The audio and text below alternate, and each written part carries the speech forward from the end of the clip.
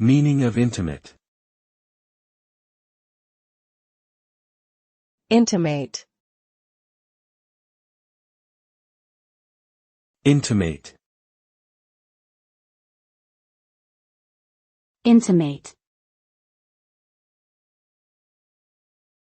Intimate. The word intimate has a few different meanings, depending on the context. Generally speaking, it can mean something that is very close or personal, or something that involves a close relationship or connection between two people or things. For example, an intimate relationship typically refers to a romantic or sexual relationship that is very close and personal. The word can also refer to something that is private or confidential, such as intimate details about someone's personal life.